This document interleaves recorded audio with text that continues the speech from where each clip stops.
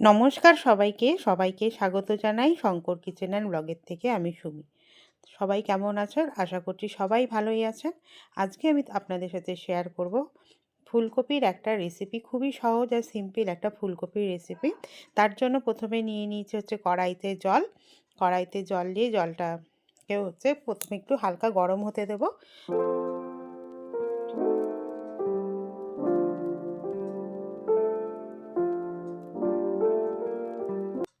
এবার হচ্ছে ফুলকপিগুলোকে আমি ছোট ছোট টুকরো করে কেটে নিয়েছিলাম। ফুলকপিগুলোকে কিন্তু আমি ভিনিগার জলে ভালো করে চুবিয়ে রেখেছিলাম, যাতে পোকা থাকলে বেরিয়ে যায়। এবার দিয়ে দিলাম হচ্ছে পরিমাণ মতন লবণ, আর তার সাথে দিয়ে দিচ্ছি হচ্ছে পরিমাণ মতন হলুদ। এবার এর সাথে দিয়ে দিচ্ছি হচ্ছে চৌকো চৌকো করে কেটে রাখা আলু আর ফুলকপিগুলোকে ভালো করে হচ্ছে ভাপিয়ে নেবো। আলুটা আমি ভাপিয়ে নিয়েছি। তোমরা চাইলে কিন্তু ডিপ ফ্রাই করে নিতে পারো। এবার এর জন্য যে মশলাটা লাগবে তার জন্য নিয়ে নিয়েছি, দেখো 5টা আমি এখানে কাঁচা লঙ্কা নিয়েছি, ঝালটা পরিমাণ মতন দেবে। ছোট এক টুকরো নিয়েছি আদা, আর তার সাথে নিয়েছি একটা বড় সাইজের টমেটো। এবার এই সব কটা টমেটো, আদা আর হচ্ছে কাঁচা লঙ্কাগুলোকে মিক্সিতে একটা ফাইন পেস্ট তৈরি করে নেব। আমি নিরামিষ ফুলকপির তরকারি রান্না করছি, এর জন্য এখানে কিন্তু কোনো পেঁয়াজ রসুন কিচ্ছু ইউজ করছি না।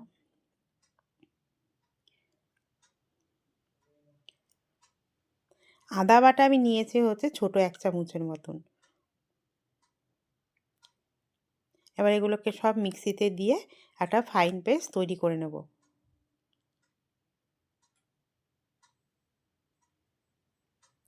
এর ফুলকপিগুলোকে হচ্ছে জলের থেকে ফুলকপি আর আলু যেটাকে হচ্ছে ভাপিয়ে নিয়েছিলাম, পুরো সিদ্ধ করিনি, 50% মতন কুক করে নিয়েছি। এবার এগুলোকে হচ্ছে তুলে নিলাম। এবার কড়াইতে দিয়ে দিচ্ছি হচ্ছে অল্প পরিমাণ মতন তেল। সামান্য তেল দিয়ে সেদ্ধ করা ফুলকপি আর আলুটাকে হচ্ছে লাল লাল করে একটু ভেজে নেব। ডিপ ফ্রাই করলেও হবে, ডিপ ফ্রাই করলে হচ্ছে টেস্টটা হচ্ছে আরও ভালো হবে। কিন্তু তেল যতটা আর কি কম তেল খাওয়া যায়, তার জন্যই আর কি এইভাবে করা। ঘরোয়া রান্না যেটা হয় সেটাতে তো আর রোজ রোজ বেশি তেল ইউজ করাটা ঠিক না, ওর জন্য আর কি এইভাবে রেসিপিটাকে তৈরি করলাম।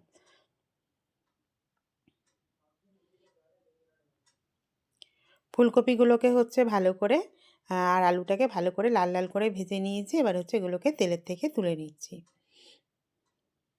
এবার ওই কড়াইয়ের মধ্যে আবার দিয়ে দিচ্ছি হচ্ছে তেল। দিয়ে দিচ্ছি হচ্ছে দুটো শুকনো লঙ্কা আর হচ্ছে গোটা জিরে ফোড়ন দিয়ে দিলাম। এবার এর মধ্যে দিয়ে দিলাম হচ্ছে আদা, কাঁচা লঙ্কা, টমেটো বাটাটা। এগুলোকে দিয়ে টমেটোটাকে দিয়ে আর হচ্ছে আদা, এটাকে হচ্ছে ভালো করে একটু ভাজা ভাজা করে নেব, যতক্ষণ না টমেটোর থেকে কাঁচা গন্ধটা ছেড়ে যাচ্ছে।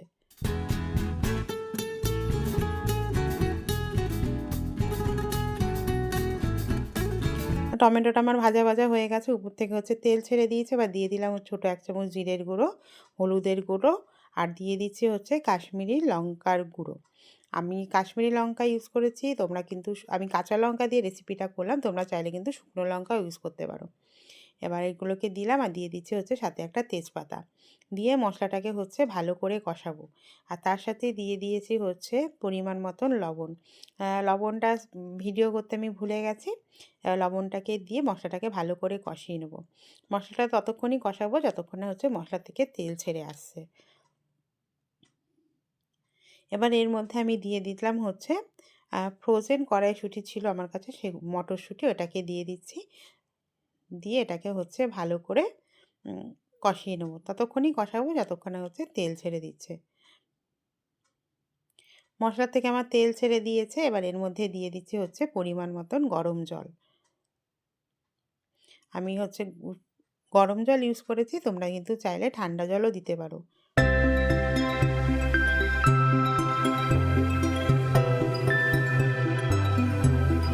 দিয়ে এবার এর মধ্যে আমরা অ্যাড করে দেব হচ্ছে ভেজে রাখা সেদ্ধ বয়েল করে ভেজে রাখা ফুলকপি আর আলুগুলো। ফুলকপি আর আলুগুলোকে দিয়ে ভালো করে এটাকে হচ্ছে মিক্সড করে নেব। আমি হচ্ছে সবজিটাকে হচ্ছে মাখা মাখা করেছি, তোমরা কিন্তু চাইলে জলের পরিমাণটা বাড়িয়ে দেবে, ঝোলটা কিন্তু একটু বেশিই করতে, মানে যদি চাও ঝোলের পরিমাণটা একটু বাড়িয়ে দেবে। দিয়ে এটাকে হচ্ছে ভালো করে ফুটতে দেবো।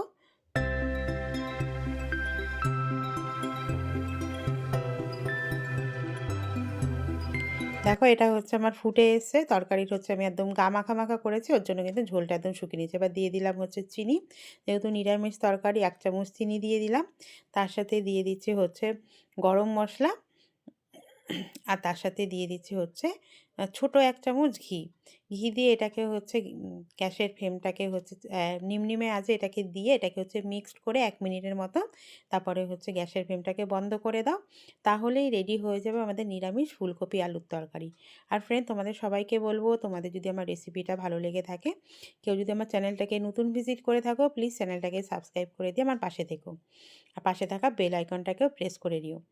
পুরনো বন্ধুদেরকে বলবো আমার রেসিপিটা ভালো লাগলে একটু ফ্রেন্ড অ্যান্ড ফ্যামিলির সাথে তোমরা রেসিপিটাকে শেয়ার করে দিও। থ্যাংক ইউ সবাইকে, সবাই ভালো থেকো, সুস্থ থেকো। সবাইকে টাটা জানাচ্ছি। আজকের মতন হচ্ছে তোমাদের থেকে বিদায় নিচ্ছি। আবার দেখা হবে নতুন কোনো একটা রেসিপি নিয়ে। টাটা সবাইকে।